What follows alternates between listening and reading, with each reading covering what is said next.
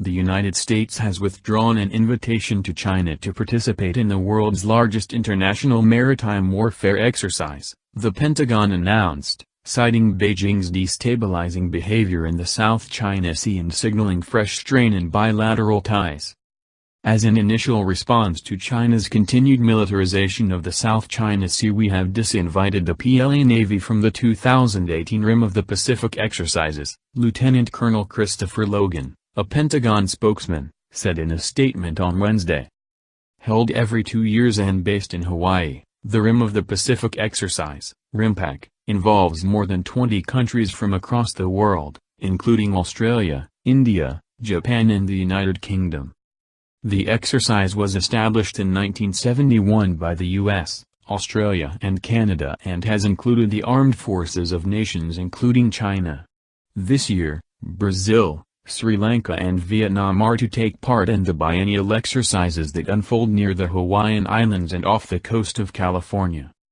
The decision to withdraw the invitation to the People's Liberation Army Navy, PLAN, this summer was made by U.S. Defense Secretary James Mattis in coordination with the White House, according to a U.S. official, after Beijing's recent deployment of missile systems and the first landing of a Chinese strategic bomber on an island in the South China Sea.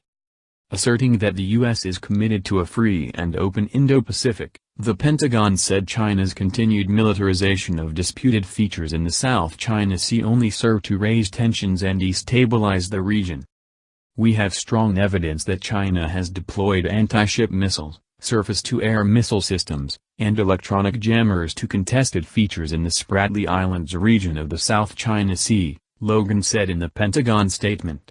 China's landing of bomber aircraft at Woody Island has also raised tensions.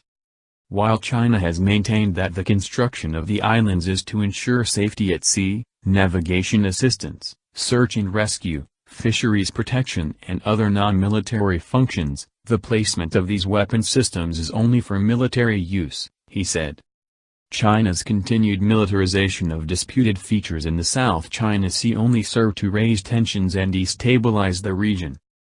China, which claims much of the South China Sea, one of the world's busiest shipping routes, has bolstered its military presence by building artificial outposts on reefs. That has led to fears of armed conflict. Vietnam, the Philippines, Malaysia, Brunei and Taiwan have counterclaims which have also been rejected in international arbitration. The strategic South China Sea is rich in energy reserves, fishery resources and is a busy shipping route. Last year, China warned an American warship, the guided missile destroyer Dewey, to leave waters it claims in the South China Sea. The Chinese had built an airfield on a reef in the area. China's Foreign Minister, Wang Yi, who was visiting Washington, told reporters at the State Department that we hope the U.S. will change such a negative mindset.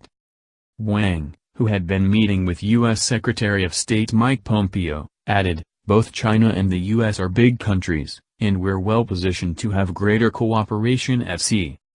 Asked about the dispute, Pompeo said, "State Councilor Wang and I spoke about it." He added that we've expressed consistent concern about militarization in the South China Sea, and I will leave it to our militaries to talk about their efforts together. The Pentagon called on China to remove the military systems immediately and to reverse course on the militarization of the disputed South China Sea features. "We believe these recent deployments and the continued militarization of these features is a violation of the promise that President Xi made to the United States and the world not to militarize the Spratly Islands," Logan said. On the militarization in the South China Sea, Wang said, "China is only building civilian and some necessary defense facilities on its own islands. That is the right to self-defense and preservation of every sovereign state. It is a normal deployment and has nothing to do with militarization, just like the U.S. has military presence in Hawaii, in Guam."